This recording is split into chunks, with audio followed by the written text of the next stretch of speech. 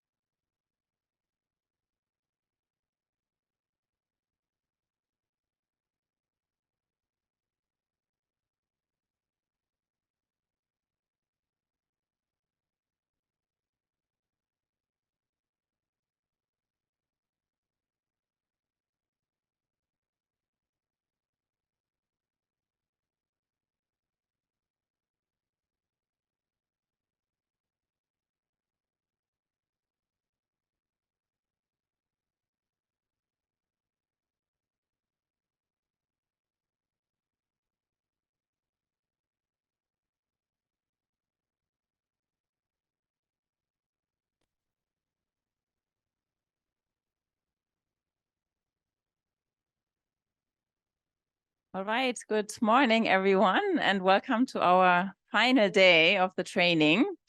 So we have one more exercise to complete from yesterday, and I hope it's not going to take a lot of time, but I also wanted you to, let's say, more actively use one of the databases, not just to look for one of the figures, but also see whether you can find, let's say, some further information in it. And so rather than showing you now some graphs on coverage, I thought that maybe I ask you to look for this information proactively in the Aspire World Bank database. So if you go back to the Aspire database,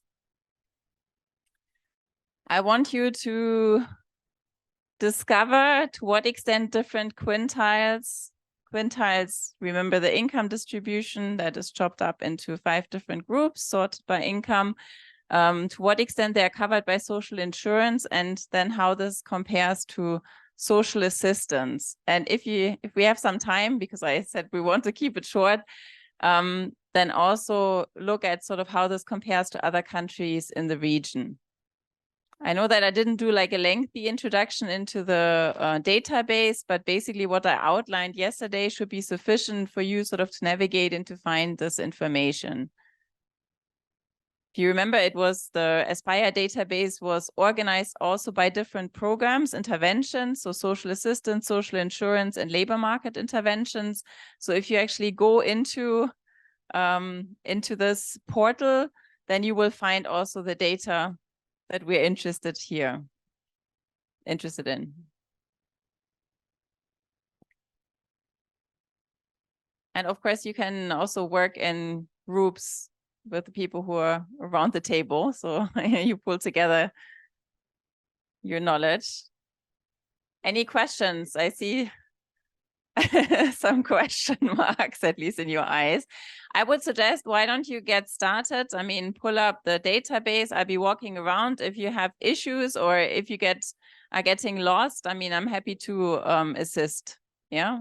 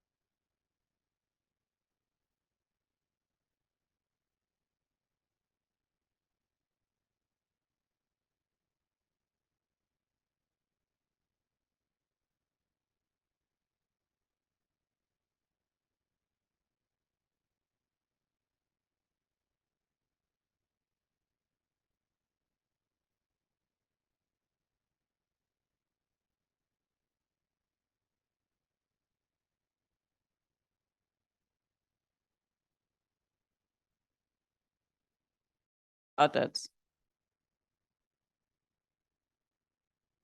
Sort of what is the main target group for social assistance? I mean, which quintile are we trying to reach out to? The poorest, right? I mean, here we really want to see, I mean, that trend for Pakistan is actually positive if we disregard that it's only 20%, you know, at least sort of the data that is in the database. So this is something we would want to see, right? And actually coverage in the richest quintile is also pretty low. So that's sort of the positive trend. What about social insurance? If you think about how this is organized also in Pakistan, whom would you expect to benefit? The richest, or at least sort of the higher quintiles, because necessarily you need to have some contributory power in order to participate in social insurances, right? So if you don't have a regular income stream, or in some countries there are not even provisions, even if you want to on a voluntary basis to contribute, then you know that's going to be very difficult. So as such, to see that the coverage in the poorest quintile is very low is maybe not as surprising, you know, because we would also expect this due to the nature of social insurance, and you know that it's not reaching out to everyone on an equal basis. And ideally, of course, if social insurance and social assistance work together, we have a complementary system that covers everyone. So that covers those who might actually have the possibility to contribute through social insurance, and that covers basically the rest that doesn't have the financial means or economic stable situation to do so, you know, that they are covered through social assistance. And if we go just one more slide. Yeah.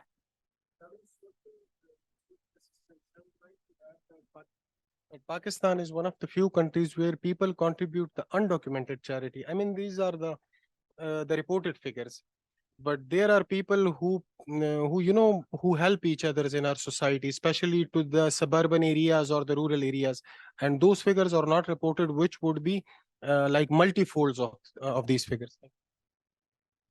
That's an excellent point, and I think that's some of the shortcomings if we just look at the public figures as well, because it, you know, it underestimates also part of the picture, which is an important one here, because as you rightly said, I mean, this is just a fraction of what we actually see in terms of income support going to the poorest. But it's not only in Pakistan. I can even say if we also factor in social care services, etc., for the greatest part, you know, this is, I mean, even in countries in the global north where you have extensive social protection systems, this is something that is also provided by the families for the most part in kind, you know. And so if you don't capture this, is also a misleading comparison in the end. So I showed you that the OECD database also captures the private expenditure. So that's also an attempt, you know, to go a bit beyond just the typical public resources as well. Yeah. Okay, and you also said in terms of if we compare it to other countries in the region, I hope that everybody found it. You looked at Afghanistan and you didn't find any data. I mean, for the other countries, for Nepal, it dates from 2010. So again, it's also a question of whether this is really comparable. India is also 2011. Sri Lanka 2016. So generally, of course, the data in Bangladesh also 2016. The data for comparison purposes is pretty outdated. So Pakistan is actually the country with the most updated data. And if we look at also the data that is captured in Aspire 2018, I think 2018 or 2019 is the latest year. You know, so it's actually Pakistan is one of the countries with the most up-to-date profile in this database. Yeah, and here we can see, you know, how this is actually, how the trends look like, and we of course do see quite big regional differences. Yeah, and if you remember the presentation on financing, I mean, this can also be helpful for comparison purposes. If we argue, okay, you know, what is there actually, is there something we can do in terms of funding? You know, this also helps to put sometimes things a bit into perspective, to compare your data to other countries and to see, you know, either how much they're achieving on the basis of the same data or the same financing, or, you know, whether they're actually putting more financing in, even though they have similar socioeconomic conditions. So this data for that purpose can be quite helpful. All right, so this was just a small deep dive into the database. We cannot do it for all the databases, but yeah, I hope you at least got the feeling for one of the databases. And, you know, most of them are, of course, organized in a similar way. So I can only encourage you, you know, if you are interested and if the need arises to actually look up figures, this is a pretty helpful resource. Okay, any further questions?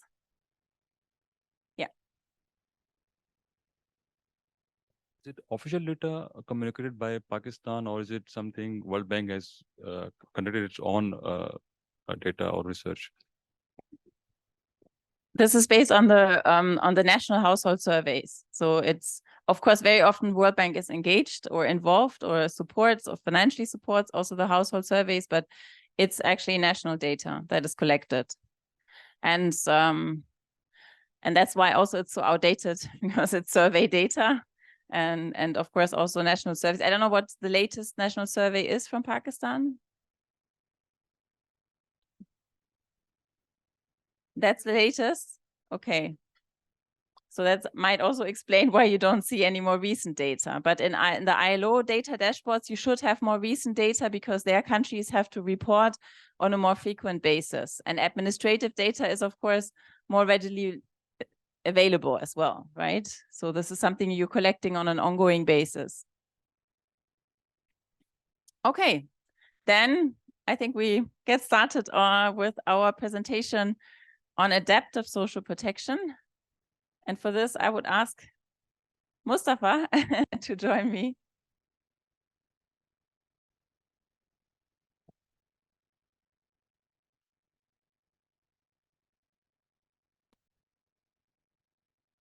You want to say a word or? Hello. So you might recall me from the session that we had on integrated data management systems for social protection. And this is actually linked to it quite a bit. And we'll just come to that why. And, you know, it's going to become very apparent, especially with this important topic, which needs to be integrated. I think adaptive social protection is a priority for a country such as Pakistan. So understanding how to implement a system which is cognizant of the various vulnerabilities and shocks which can result as, you know, on account of climate change, but also other factors, is what is important. And that's what we're going to be doing today. So over to you.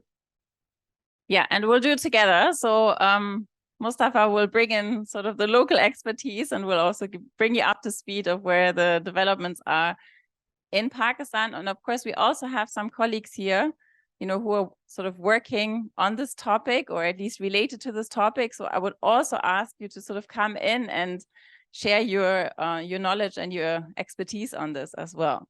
But before we continue, one of the things we also have to clarify, what do we actually mean by adaptive social protection? It's something that has become a bit of a buzzword also internationally. Everybody talks about adaptive social protection. It's almost inseparable from social protection these days. So also many development agencies almost exclusively use the term adaptive social protection.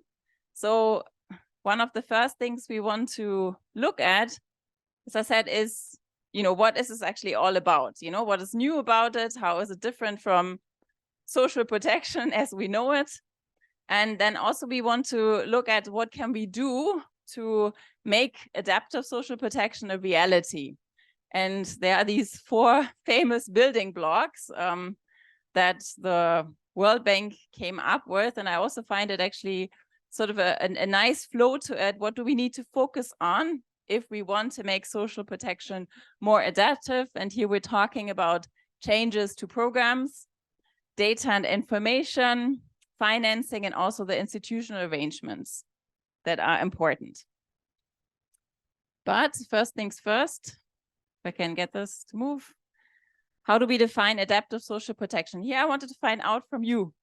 I mean, what idea comes to mind when you hear adaptive social protection? What do you think about?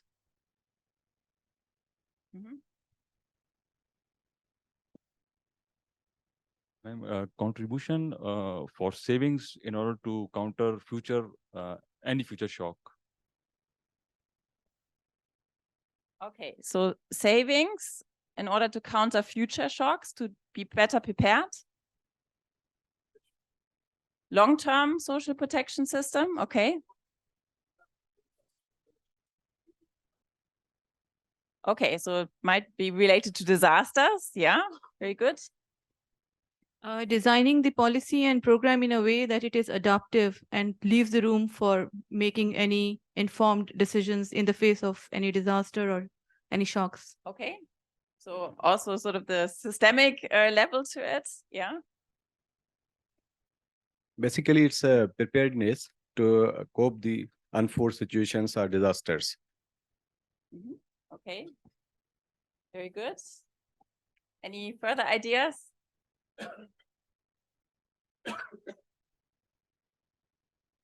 So from the name, it appears that it is context-specific social protection.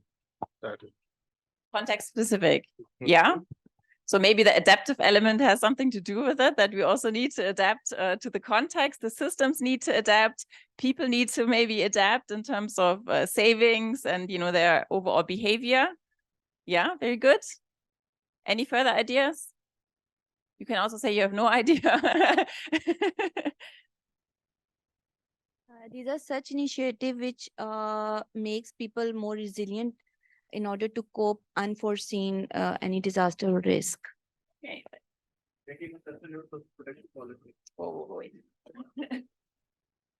Making a sustainable social protection policy for the individuals, which would help those individuals to become self-sufficient for sustainable basis. Okay, so we have climate related, we have more the focus also on long term, not only short term. You mentioned resilience as an important concept and unforeseen events. Okay, yeah. Any other ideas? I mean, we've collected already quite a bit, I would say. So this is fantastic. It's a good foundation. So I've also copied some definitions from other agencies. So the World Bank, I mean, you find the definition also in this book that they have on adaptive social protection, that adaptive social protection helps build the resilience of poor and vulnerable households by investing in their capacity to prepare for, cope with, and adapt to shocks, ensuring that they do not fall deeper into poverty. That's the first one. The United Nations University says adaptive social protection is an approach to reduce negative impacts of global challenges and change, such as poverty, food insecurity, and climate change, as well as their increased interaction with natural hazards, such as floods, hurricanes, or earthquakes.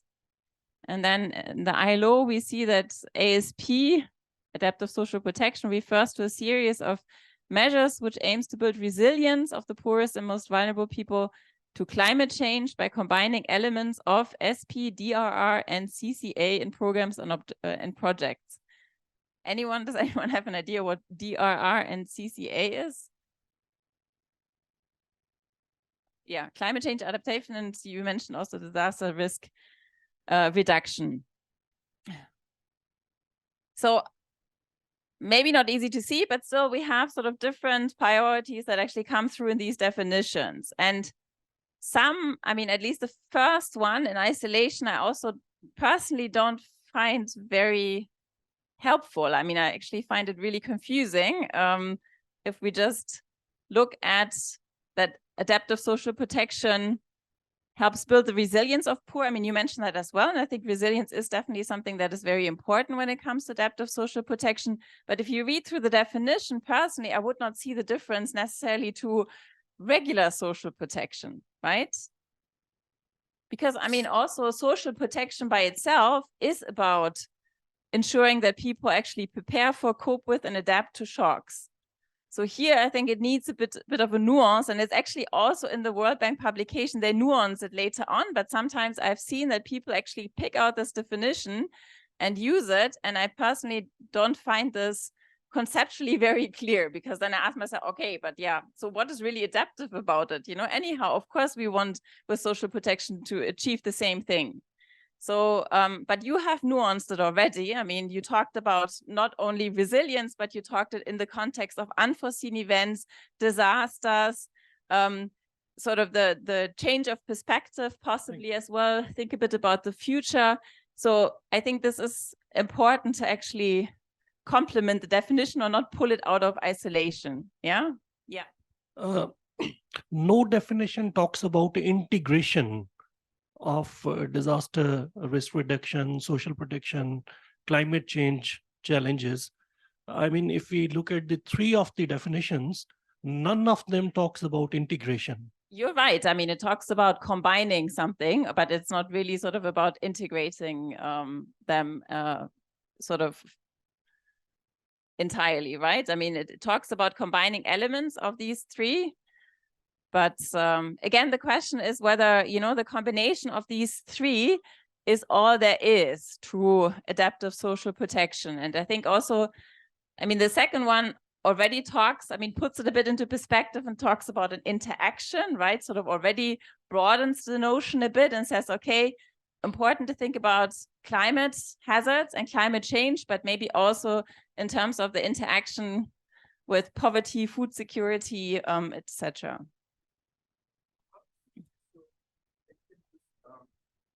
Build on to this. When we look at vulnerability, right, which is coming to a population, we see certain thematic areas which are over here, right? Especially in number 2 and number 3. We know that they're talking about natural disasters. They're also talking about climate change. Now, if we want to build resilience of a people, we should know how these occurrences, climate change, natural disasters, are impacting that particular group. And that's where, at least I think, that integration would make a lot of sense, even though not included directly in the definition. But I think it's a very valid point that it doesn't necessarily talk about integration in the definition. Yeah, and I think that also, yeah.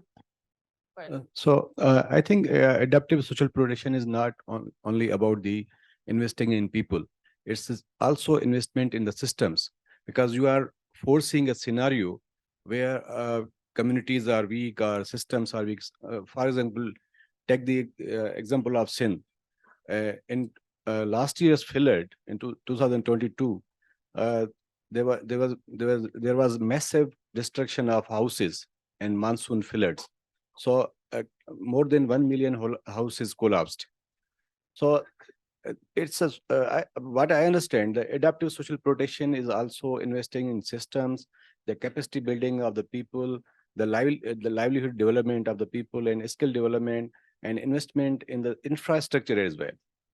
That if you are investing only in the people, you are providing social assistance or social security to the people in the poorest quintile or fourth quintile.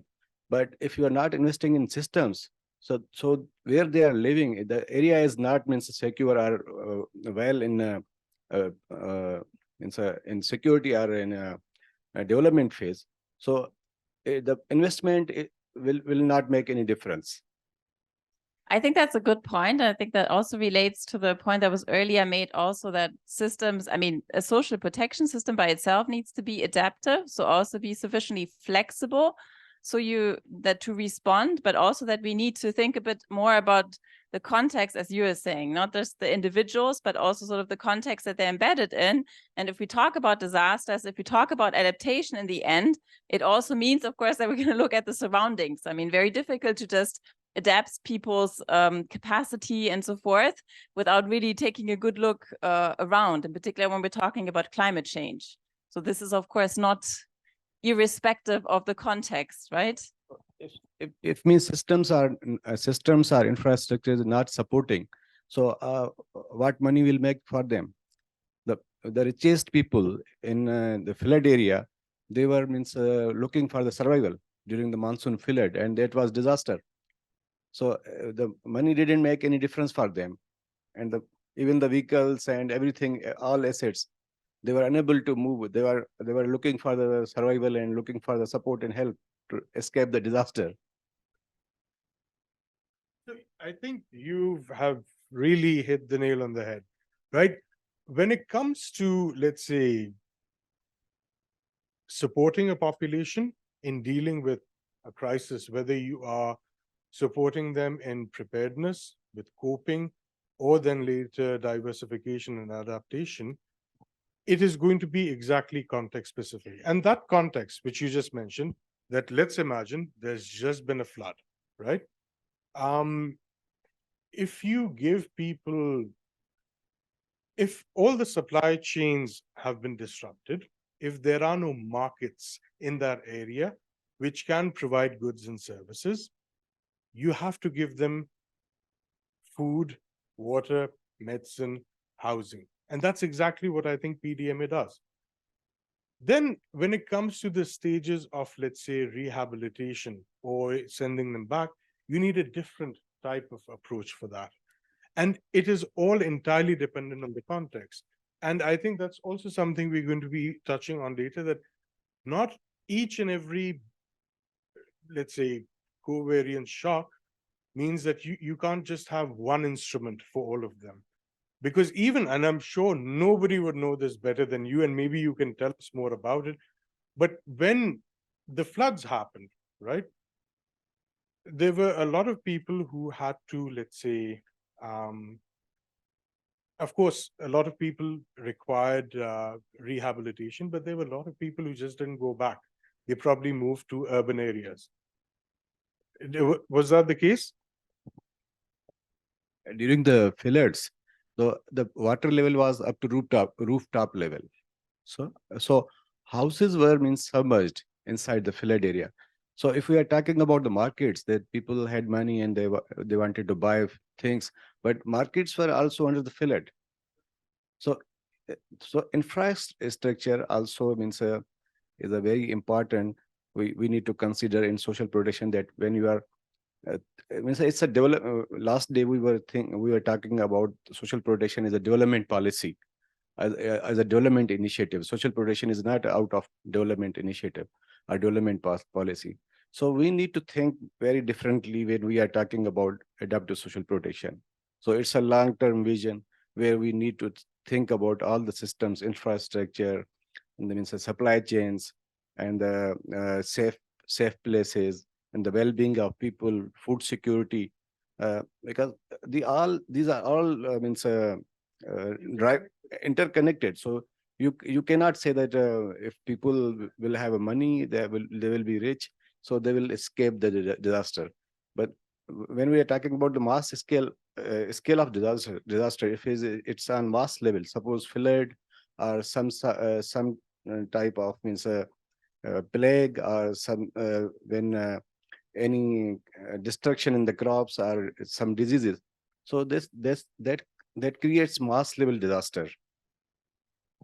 Yeah, I think it's two important things. I mean, it's the long-term vision, but of course it's also the short-term reaction. I mean, you don't only need sort of the long-term perspective, but you also need action right on the ground. And that sort of also makes it to some extent complicated. It's also something we'll talk about a bit, this humanitarian development nexus. So, I mean, we see a continuum, we need to, of course, also adopt these different perspectives. And you've already mentioned that it's, of course, intersectoral in nature. So that also adds another level of complexity. I mean, we already discussed coordination. We already said for even sort of the regular social protection system, this is important. But I mean, for adaptive social protection, complexity levels rise, and we need to even focus more on coordination. Talking about shocks, I mean, I'm sure that some of you have heard about shock responsive social protection as well. And right now, I see also sometimes that the term is again used interchangeably, not only social protection, adaptive social protection, but shock responsive social protection, adaptive social protection, you just name it, whatever you like. And the question is, of course, let me just go one further. What is really the difference about shock responsive social protection and adaptive social protection? And it's not so easy because, again, also people use it a bit as they like it. And, you know, what might be a useful differentiation? Maybe the first point is a bit sort of the focus in terms of on the time frame, that the shock responsive social protection is a bit more, let's say, at the beginning, and sort of adaptive social protection has the long-term perspective that you also highlighted. So it is more about the adaptations that also need to be made at individual level, but also at systems level, you know, for this to actually work in the future. Because if a disaster occurs, you need coping strategies, but you also need a mechanism to see, you know, how do people need to adapt so they're in a better position next time. So we don't have sort of, you know, every time the same procedure in a way. So that could be maybe one way of classifying it, but at the same time, and also this was the first graph, I don't know whether you remember, it's actually from module 1. I showed it very quickly. So this is where the original concept of adaptive social protection came from. This is sort of its origins, where people actually thought we have these three different fields: disaster risk reduction, climate change adaptation, and social protection. They have a lot in common, but they're not talking to each other. So let's look at sort of how we integrate the three.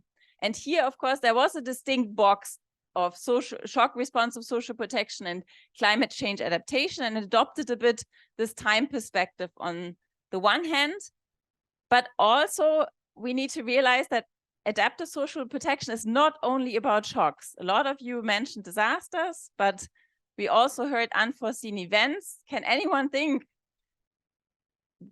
in what way this might be true? Why is it not only about shocks? What else is it about, adaptive social protection, that does not classify as a shock?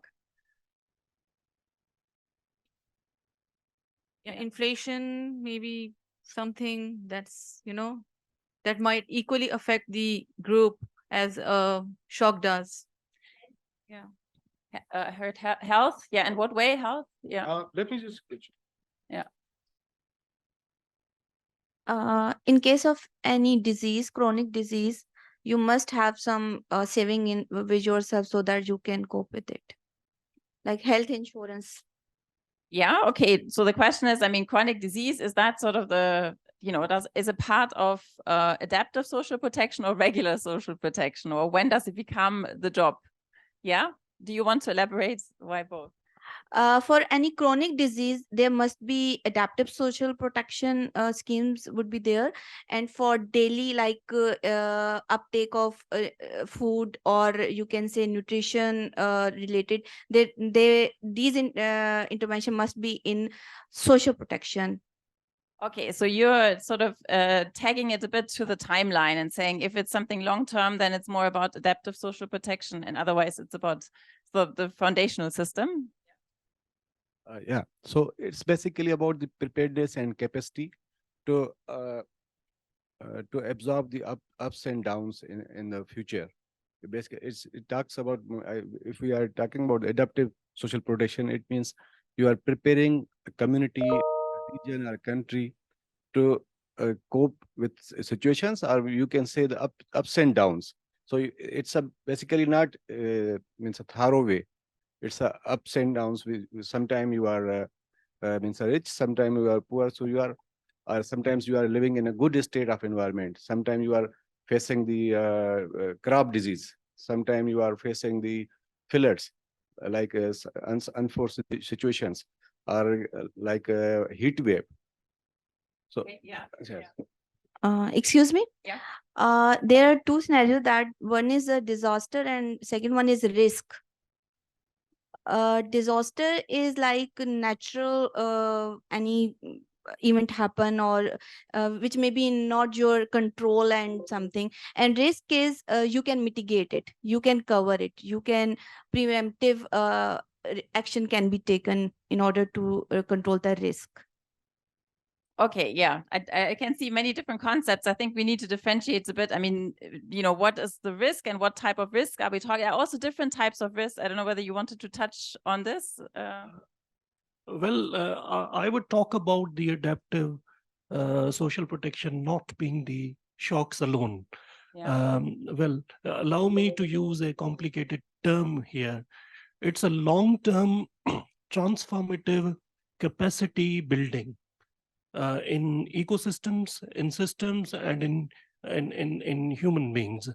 So when we talk about futuristic and long-term transformative capacity building, then it is not only shock responsive, it has more, futuristic aspects to it. So I would, being a practitioner, I would clearly distinguish, in order to plan better, between shock responsive social protection and adaptive social protection. Okay, but then let me be the devil's advocate here and ask you whether you think, I mean, we discussed, for instance, graduation mechanisms, right? That's a future perspective. It's about long-term capacity of people. Would you consider that actually to be adaptive social protection?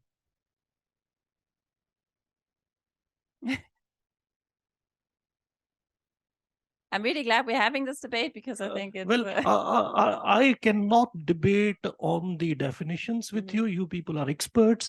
But as a practical practitioner, it would make my life easier to distinguish between shock responsive and adaptive social protection. Yeah. I'll be able to plan with clarity on these two different dimensions. I completely agree. And I think that's why we're also doing this exercise, to get some clarity and not to throw everything into one basket, right? Actually, the shock responsive social protection is the term that is used when the shocks affects a large population. That is related to shock protection. When there is shocks, poor and rich, everyone is affected by that shock. Adaptive social protection is something building resilience in the poor and vulnerable to absorb the shocks. This is the main difference between, I think, so there's a shock responsive social protection and adaptive social protection. Yes, thank you very much. And I think here, let us differentiate again between, what is a risk, what is a shock, what are we talking about here when we talk about the regular social protection or foundational systems, as some call it, shock responsive and adaptive. Just a second. So we have different types of risks, and if they materialize, the risk, we usually call it a shock, right? Everybody faces risks, but we only call it a shock if it really sort of happens, occurs. We have individual risks, and we have what we just heard, sort of the collective risks, or covariate risks, as some might call it. And so this is the differentiation when we talk about regular social protection and adaptive social protection, that we talk about different types of risks or shocks. So risks that affect a larger population that are also not planned for. We know that people are going to have children. We know that at some point, some people are going to get unemployed or, actually have too little to live on, etc. We know people are getting older. So this is something we can plan for. And the collective shocks are a bit more problematic because they are not as easily planned for. They're probably becoming more predictable or plannable in the future. But until now, the system has not really been, or the social protection system, I should say, has not really been sort of well prepared to cope for it because it's not sort of part of the standard program. So the individual risk is something that we've been focusing on a lot more.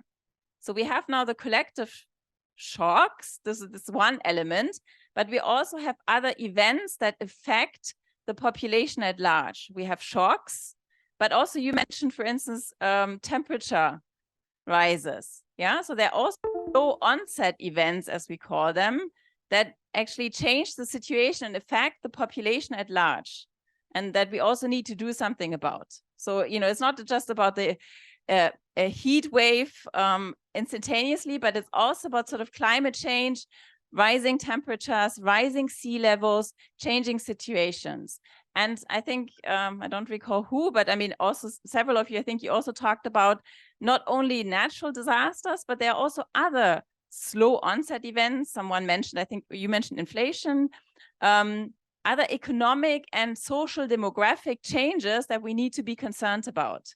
and that that the social protection system at some point also needs to respond to. And this is actually what we're talking about. And this is why ASP is about collective shocks, but shock responsive is as well. With ASB, we talk about the longer term vision, so also the adaptations that are necessary, not only how we cope with shocks, but also how we prepare the individual, society, the system at large for future collective shocks. And then another element is actually these slow onset events that we also need to deal with, and where social protection can also play a role. In particular, when we're thinking about climate change mitigation, etc., social protection can actually be quite a helpful policy instrument. Yeah. I think this is probably one of the best discussions I've heard on adaptive social protection. So thank you so much, everybody, for helping me understand this better. But now, after that reflection, I'm thinking that despite, let's say, what we went over in the previous slide when we were going over definitions, the World Bank framework for adaptive social protection, where they are talking about, let's say, first preparedness, then coping, and then adaptation, applies really well because it helps bridge that gap between what the practitioner is saying and what, let's say, the academia would be saying. And it's like those covariant shocks. So slow onset, let's see heat waves, right? Of course, if in a particular area, we know that temperatures are going to be rising, and I'm sure a lot of you have worked in agriculture or, have familiarity with the thing. Of course, the crop cycles are going to change. How do you protect that particular group of people from, that slow onset of a particular occurrence on account of climate change, is what then adaptive social protection would look like. Does it make sense? I'm just learning here because it's so fascinating. No, but and also just to tell you, I mean, GIZ was with the World Bank together was organizing a big conference on adaptive social protection. I've never heard so many different definitions and opinions what adaptive social protection might be in that forum. So I think it's also really important to have that conversation. I'm also very thankful for your inputs and perspectives. You had another, yeah. You had a... Thank you. So in 2015 and 18 in Karachi during heat wave, more than 1,800 people died. Yeah. So more than 1,800 people died, and that was long heat wave. For 1 week, it was temperature was high, and so nobody was able to work. Everybody was looking for survival. So from this example, we can say that shock responsive social protection is basically a social protection type which provide response during the shock. If any shock appears, so this is a short-term approach. If you are talking about the shock responsive social protection, it's a short-term approach. While when we are talking about the adaptive social protection, it's a long-term strategy which involves preparedness and capacity building. And it's a part of long-term vision as well, and part of development. Exactly. And then, but don't forget the collective elements to the shocks, because also individuals can face, like if I'm, losing my job, this is also a shock for me personally, right? I mean, so, we're talking here about the collective and the slow onset events as well. So that's sort of the difference to the shock responsive. Also to I just want to add, Mr. Nadeem Saab has said that I just giving an example of his discussion, like in flood, during flood, BISP has responded as disbursing rupees 25,000 rupees per household, and it was shock responsiveness social protection UCT. But now we are going for hybrid social protection, in which we are going to open insurance accounts for third quintile. That is adaptive social protection, so that we are making them more resilient so that they can be prepared for any shock or any response during such disaster. Yeah, very nice example. Thank you. All right, let's move forward. I mean, we already discussed this, and it's also mentioned in some of the definitions and examples that we're not talking just about natural disasters here, right? So we're also talking about pandemics. We're talking about economic shocks that affect the population at large, right? There was been a big debate about inflation, for instance, now as a result of the war in Ukraine that also affected many countries and of course many people in those countries.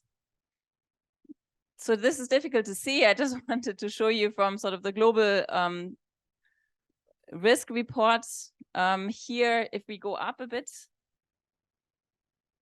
that there are different risk categories, and I think all of them we should be mindful of. So it's not just about sort of the natural, but the economic, the geopolitical, societal, and also the technological changes that we need to have in mind. And why? Because all of them, of course, affect us, but also they affect each other. So we are talking about polycrises in the future, right? I mean, one collective shock also leading to another. A war in Ukraine actually having ripple-on effects on the economic situation, on inflation, right?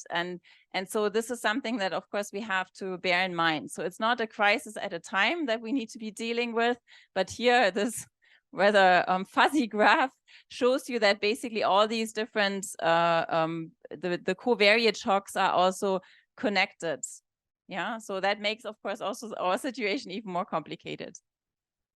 Lead to social problems like inflation can leads toward poverty and robbery, mobile snatching, and etc. Yeah. Can we say this?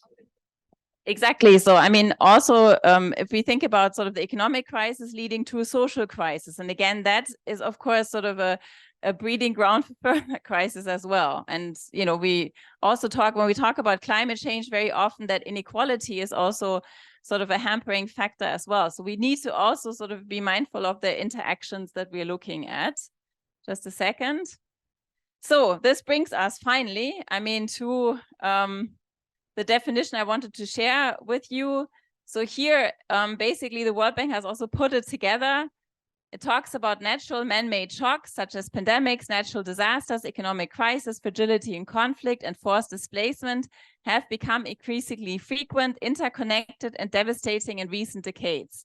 And adaptive social protection helps build the resilience of poor and vulnerable families by investing in their capacity to prepare for, cope with, and adapt to these kind of shocks, not to any kind of, but to these kind of collective shocks, ensuring that they do not fall deeper into poverty. So we see the same definition as I displayed earlier, but put into context, yeah? And I think the context is important. And also, Mustafa, what you were saying, you know, it's of course also important to sort of think through why is this now important? Because we know, of course, that that families, that households are vulnerable, in particular households in our societies are even more vulnerable to these collective shocks. And so this is, of course, a responsibility for social protection to actually deal with it and not just to leave it to a humanitarian response to disaster, risk reduction, etc. Yeah, and we know that actually people are not, and you mentioned that, are not only vulnerable during this shock, but they're already vulnerable before that shock. So this is also sort of an interactive effect. If people are vulnerable before, they even have a higher likelihood to be vulnerable during the crisis. And of course, also a crisis can leave people even more vulnerable afterwards. So that's, again, also going to be of concern to the social protection system as well. So how can adaptive social protection help? I will not go into details. We'll do that actually in a second, but it can help to prepare, cope, and adapt. Yeah, in a nutshell. And I think that's also what you mentioned earlier. I think I will actually skip this.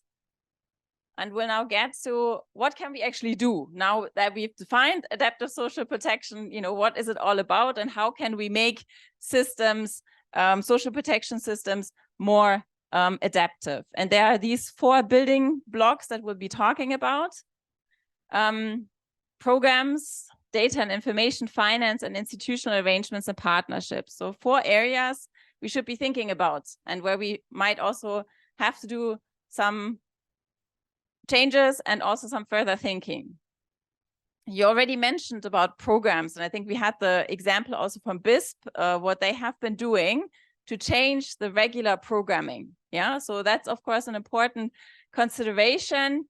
We need to look at our existing portfolio, what is available, and then also we need to see, okay, what does it actually take if we want people to be prepared, if we want them to cope and to adapt, what else is necessary? Yeah. And when we look at the existing portfolio, there are different tools we could use. I don't know whether anyone has heard of a stress test for adaptive social protection. There are different stress tests. I mean, I've just copied one of them that also includes the stress test here for Pakistan, or a stress test for the regions.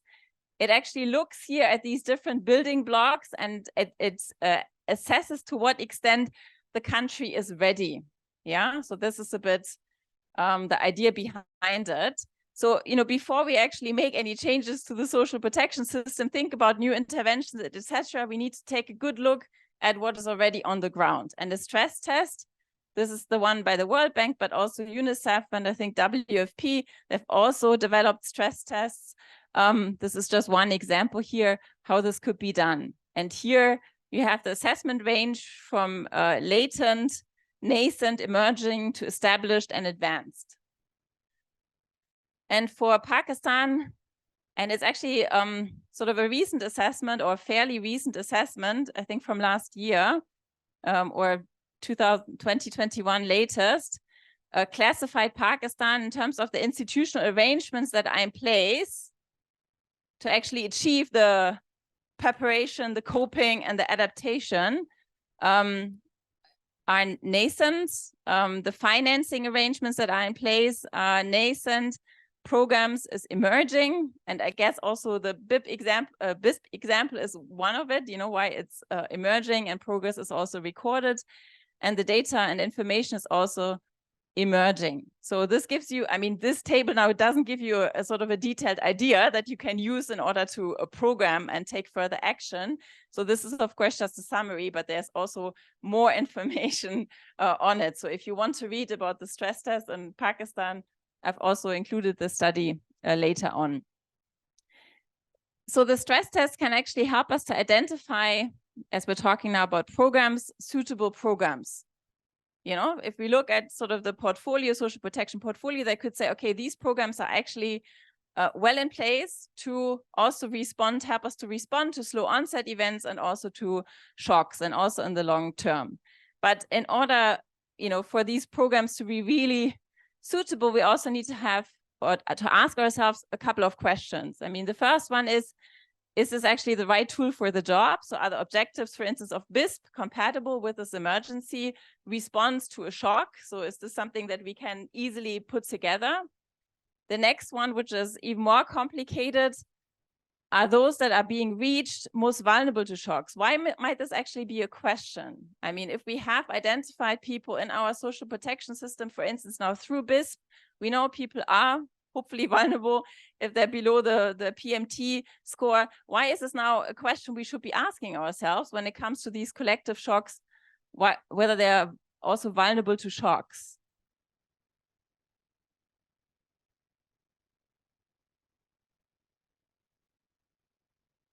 About their vulnerability to this particular situation, they not necessarily be qualifying for, you know, considering their maybe location or other such factors. Yeah, very good. So, I mean, of course, not everyone is going to be affected to the same extent. That also has to do with the nature of the shock, the severity, of course, also the region where it happens. I mean, a lot of the natural disasters don't strike the entire country, but we know also in Pakistan that there were, of course, certain pockets that were greatly affected and others not.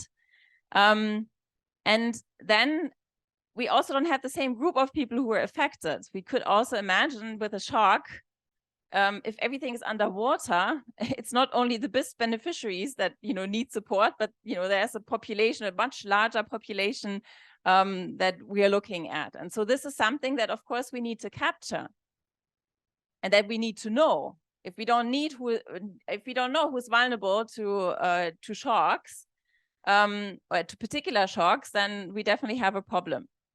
So we have some countries that have actually combined this as well. So they are combining the targeting for regular social protection also with climate-related information as well.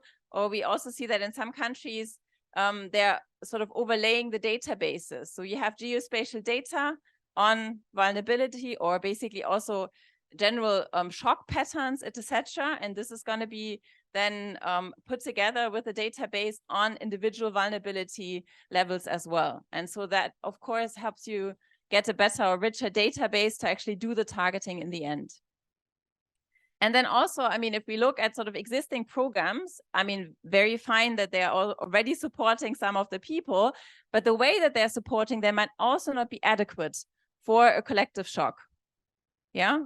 Why not? I mean, maybe the amount is not sufficient. I mean, if you lose your house and your livestock and everything, I mean, you know, you might actually not just want to have the $9 per month, but you actually need more of a support. The frequency is also might also, you know, be different. You might rather go for a lump sum transfer than, you know, sort of a monthly transfer for a longer period of time. And also the duration is, of course, something we need to think about. I mean, very often for collective shocks, the duration is much more limited than for social assistance programs, for instance, but still it's something that's that also deserves our attention. If we now look at, so what can we actually do to prepare people, to make them cope, and also to make them adapt over time? We already had the example, I think you mentioned, in terms of saving accounts, and I think that also ties in with sort of the BISP initiative as well. You know, how can we make sure that people save up for the future, so they're in a better position when the shock occurs, that they can also buffer the shock. Yeah, so this is something that we can think about. And also that we help people prepare not only financially, but also in terms of information. So if you have networks in the country that you're using already for existing programs, local networks, of course, we can also tap into these local networks to transfer some of the information. If everybody has an app, I know that you were talking about apps, you could potentially also use the app to transfer some of the critical information to beneficiaries to inform them about the disasters. Then in terms of coping capacities, how can we best help, you know, people also to cope with shocks? I mean, this is now just an example to show you that here people on a social assistance program in Ethiopia, when the drought occurred. So we can see here the difference between those who were on a social assistance program and those who were not. And so you can see those who were not, it took them actually 2 years longer to recover from the drought than those that were already on social assistance. Yeah. So part actually of the preparedness and also part of the coping capacity is also to what extent, how strong is your existing social protection system? Is it doing a good job? Is it decreasing people's vulnerability? And that can be a big part of it. And then again, what do we need to do in order to ensure that people can cope in the situation? We can use our existing systems and we can make them expand virtually, horizontally. So this basically means that horizontally we include more people. We just said maybe we have more people who are vulnerable. So we extend the existing system. We can increase the amount. So that's the vertical expansion. We can also do some design tweaks. So we can ease up on some of the requirements. Yeah, we can make it actually easier for people to join, that they don't need the entire PMT analysis, but we can basically say, if you know, according to these 3 criteria, up you go and you're part of the program.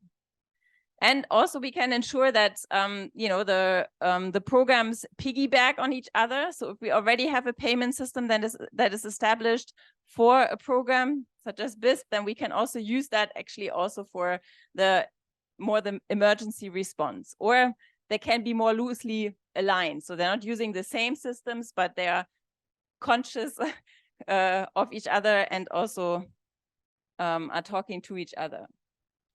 Then maybe just a quick thing. I mean, we're not talking just about a single intervention here. I know that some people were frustrated that we talked a lot about BISP, and in particular, when we talk about adaptive social protection, it's even more important that, of course, different components, interventions, I think you mentioned that also, that they align depending on the time we're talking about. So we might actually be talking more about emergency interventions at the beginning, and then, interventions will change depending on sort of the time frame we're looking at, whether we're looking at early recovery, and then also reconstruction and adaptation. In terms of adaptations, maybe just a small example from India, from the Public Works program in India. So that's also sort of a nice example for adaptation, because it has really not only build people's resilience of different climate shocks, but it also has built the community's resilience through these public works programs, because it has invested in community assets, improved irrigation, afforestation, land management, flood control, and infrastructure development. So I think it's a nice example to see how you can use one program, support people, but at the same time also do something about climate change mitigation in this case, right? So this is a bit the long term. How do we get people not only sort of covered during the crisis, but also how do we make sure that, their skill sets are adjusted, that they have something to build on for the future, and that refers to human capital, but it also refers to infrastructure, that you make some changes to the surroundings. When it comes to data and information, again, I mean, we talked about this need for an improved understanding of vulnerability, and also how this intersects with poverty, and how risk affects also vulnerability. So our IT system, in terms of the data we need to have more data also on people's vulnerability. And I remember you talked about the NSCR data in Pakistan not capturing some of these dimensions as well. But I think Mustafa wants to talk about this, and you criticize that it doesn't cater for everyone's needs. And so this is, of course, something to think about. Right. I'll keep that in mind. Thank you. With regards to data, and this is what I was saying in the beginning, that we'll have to come to this, right? When we are talking about vulnerabilities, slow onsets, right?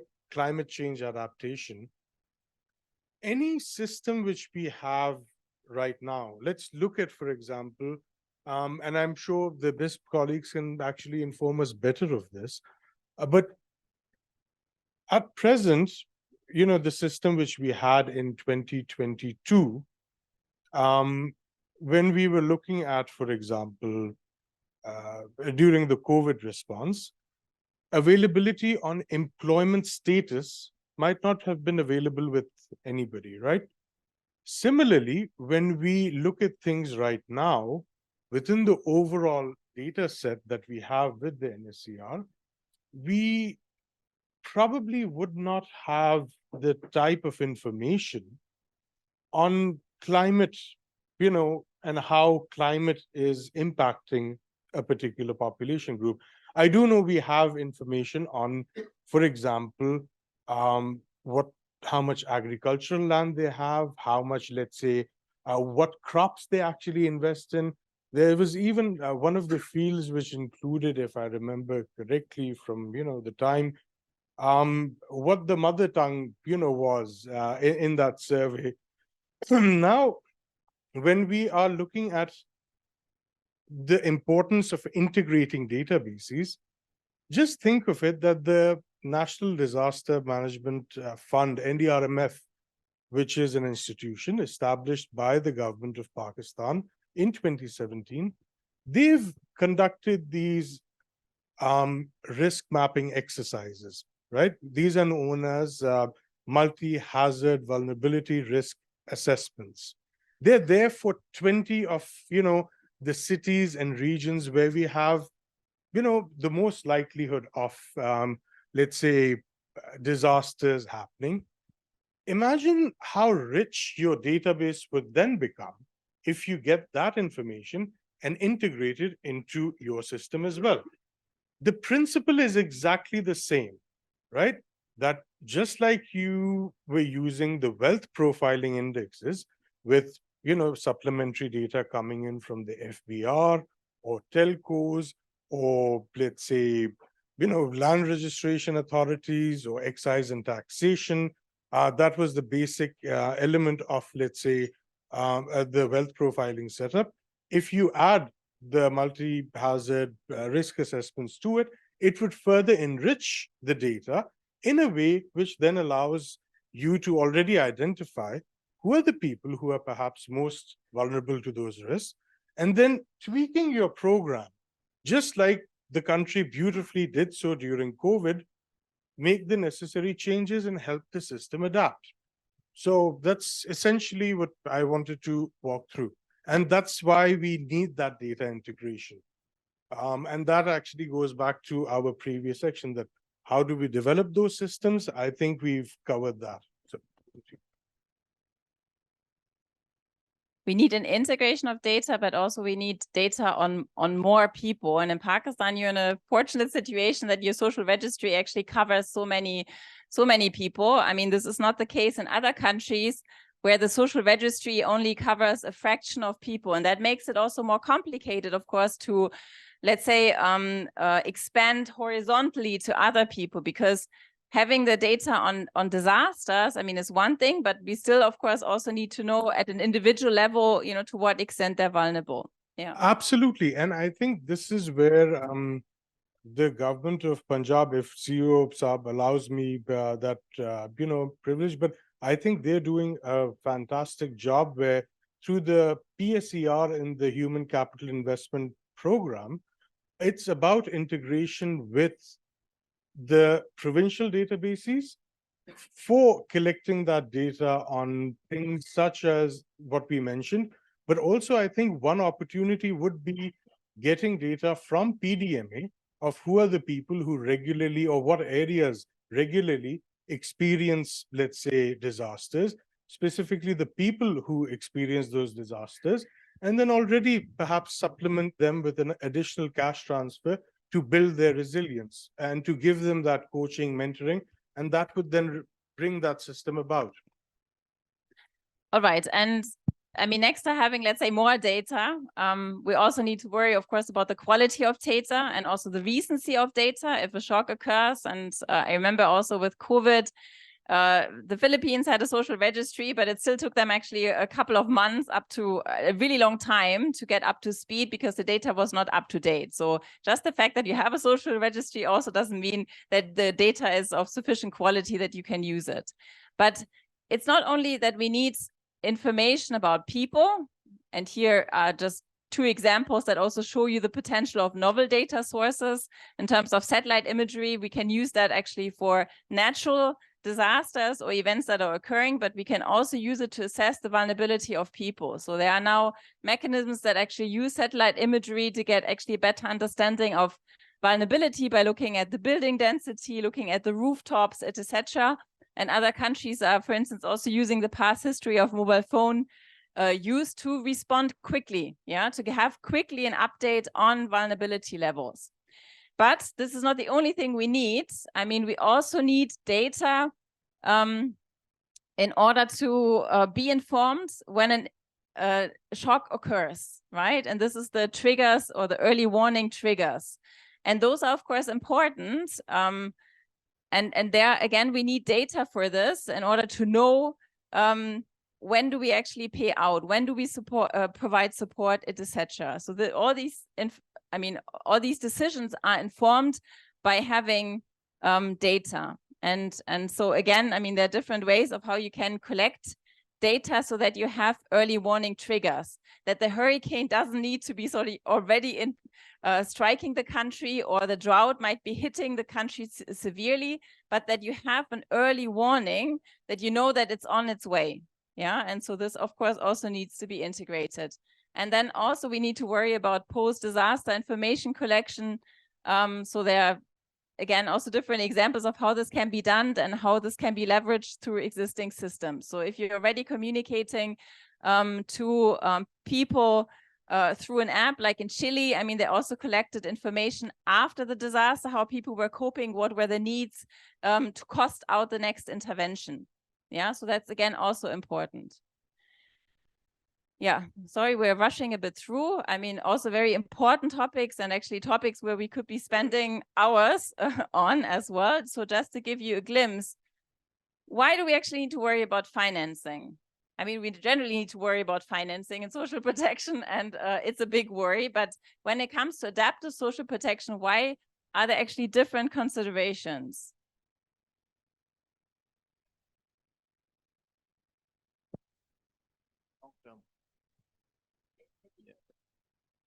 You said continuous process and long-term funding. Anyone else?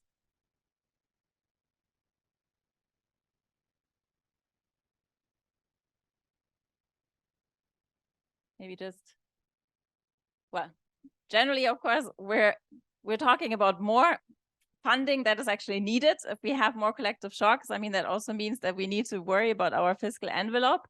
But there's also another consideration here, and this is about the timing of resource mobilization and the costs if we actually mobilize resources at hindsight.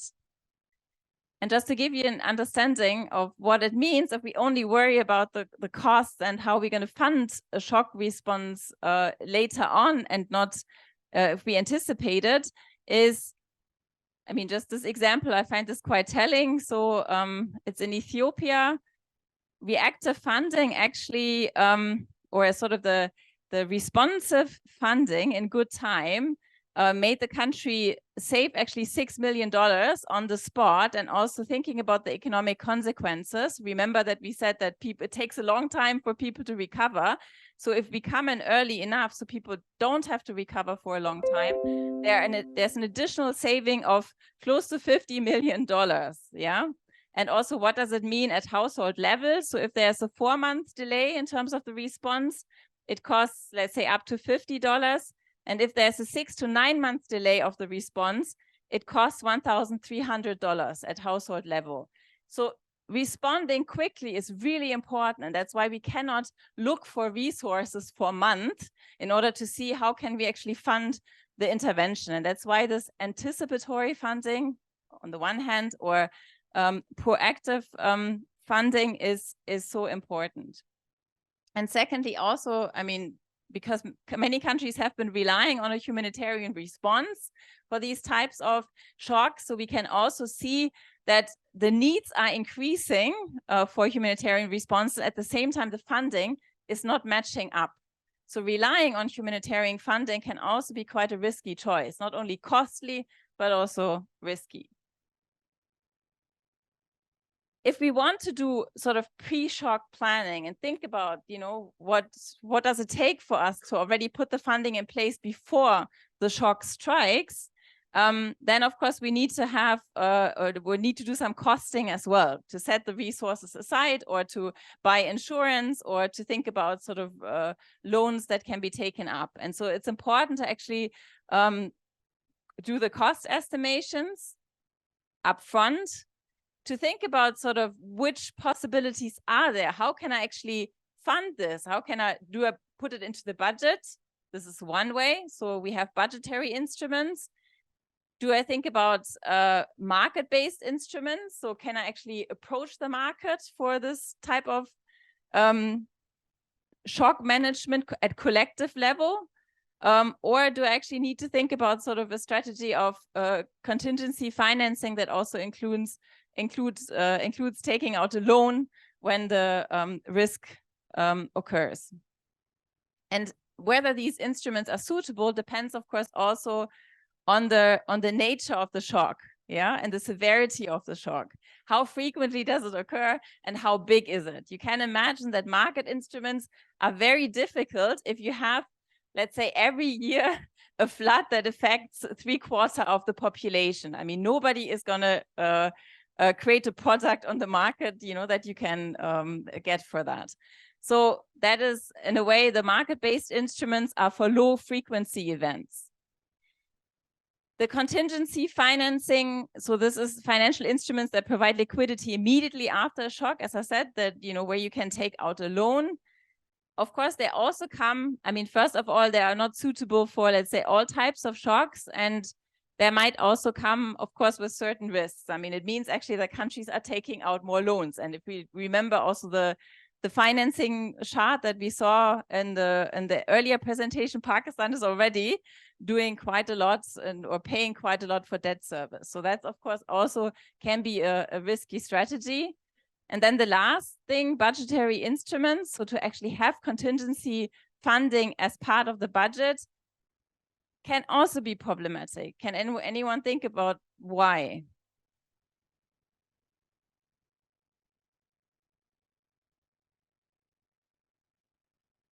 If we have that actually as part of our budget, you know, that we actually say, okay, we know on average, if we look at the costing here, so on average, this is the cost we're looking at per year.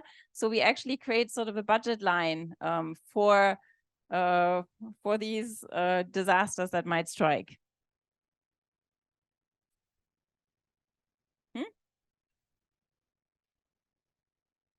Of course. The magnitude of disaster could vary. So budgeting disasters is not an easier job, and it's highly unrealistic to budget disasters. Yeah, that's true. I mean, in a way, it comes, of course, with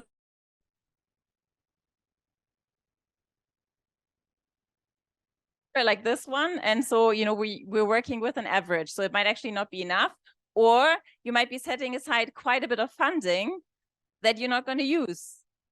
And that is, of course, in resource constraints areas also, I mean, the opportunity costs are quite high because you could be using this money, of course, also for other purposes.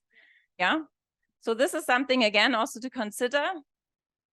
I would also like to say that sometimes in the process of budgeting, when the revisions take place, so you can't really, you know, fix that amount, and that amount might even get lost or get reallocated, and at the same time, so there could be, it also depends on the practice of budgeting, how we deal budgeting as government. Yeah. Very true. I mean, of course, you also have a certain risk with the loan that you're taking out. You also don't know whether this is going to be, in the end, you know, also spent on adaptive social protection. There are, of course, also the possibility when it comes to budgetary instruments, not just to reserve funding, but also to reallocate funding. So that's also what's happening in countries, that you divert funding from a different area into sort of the management of the collective shock. Of course, there's also donor financing and humanitarian resources. And what do we see here? I mean, no country relies just on one instrument. I mean, there is not just one big collective shock that might occur. So anyhow, you need to think about which instrument might be suitable. And also, as you said, I mean, even if I plan for this average amount and a bigger disaster strikes, I still need to have the additional resources in order to cover for the extra need. And so that's when you might actually want to approach donors, you rely on humanitarian resources, or you have an insurance product that just covers sort of the tip of the iceberg. Yeah. May I ask a question? Yeah. Looking at your slide, then how do we distinguish between disaster risk financing and adaptive social protection financing? I mean, in a way, or do you want to? So I have just been thinking about it. When it comes to shock responsiveness, when it comes to, you know, disasters, ASP is something which is supposed to bring them together. So I would say that you not necessarily think of it that, you know, do we need separate financing for adaptive social protection? Pakistan, through the National Disaster Management NDRMF Fund, has actually developed this disaster risk financing strategy, right? What would be great is if you, the practitioners of social protection, can ensure that social protection needs are integrated into it. And that would then be your one strategy, that it's not just about that shock, it is also about, as Esther explained, the subsequent layers of interventions which are going to be required to actually build that type of resilience. So just to give an example, if you're looking at immediate aftermath, right? I was just recalling some figures that it was estimated that just between 2008 and 2012, 46 billion is the US dollars is what natural disasters and, all of these things costed Pakistan.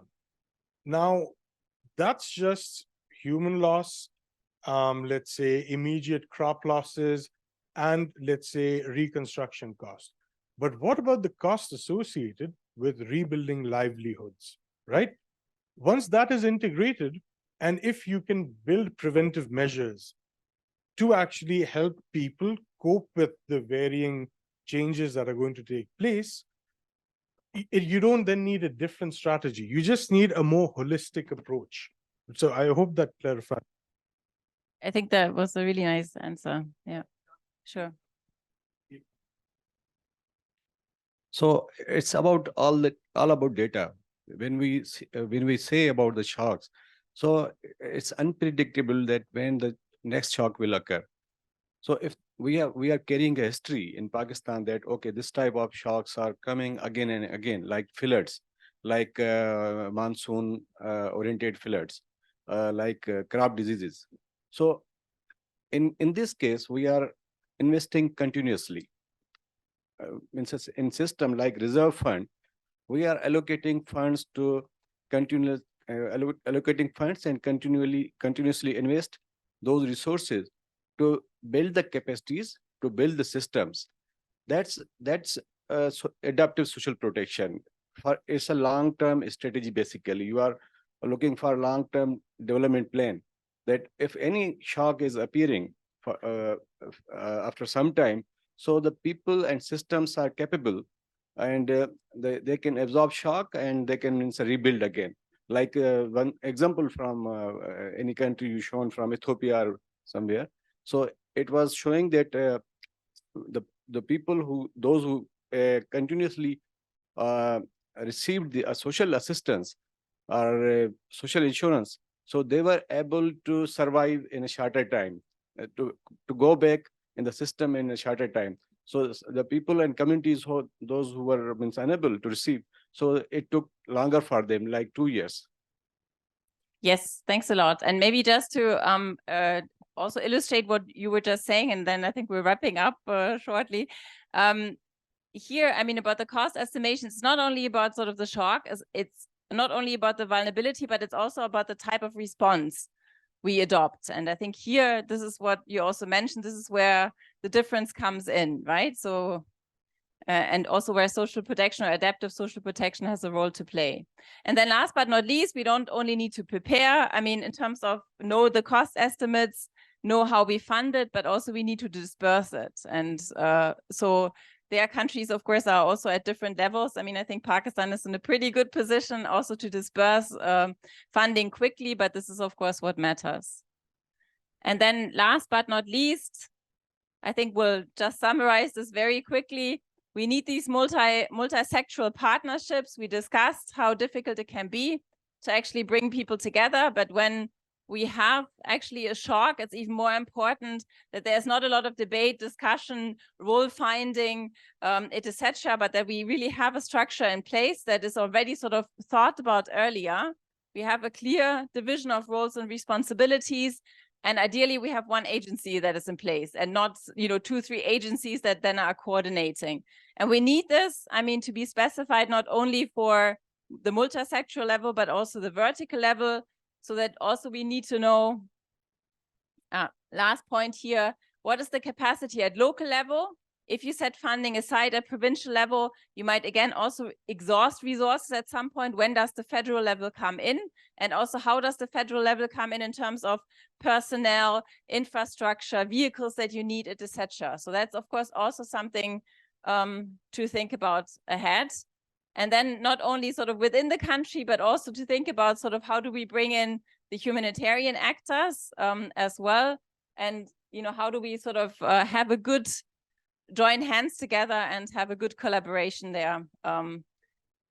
And that's of course complicated because already if we look at the humanitarian sector, I mean, the study mentioned 4,480 actors that are involved. So, you know, there are many people, of course, to coordinate across, and that makes it also so cumbersome in a way.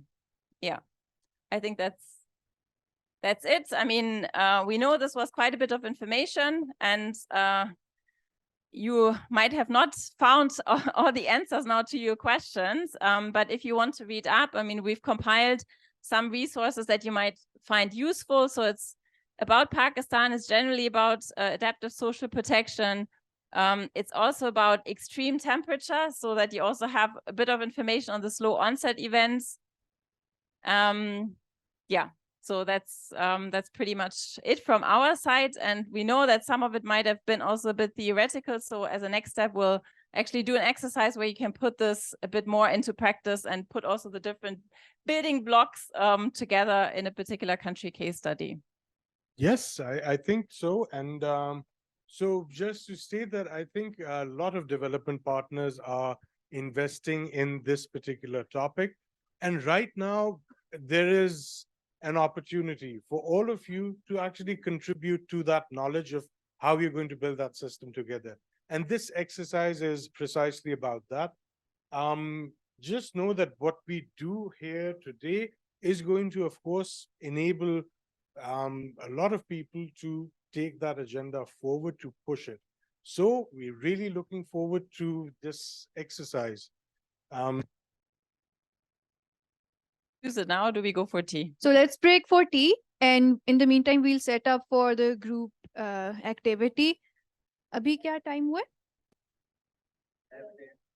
So let's be back by 11:30 at the latest. 11:30 पर आप अपनी seats पर वापस हों ताकि हम अगला session start करें. Thank you.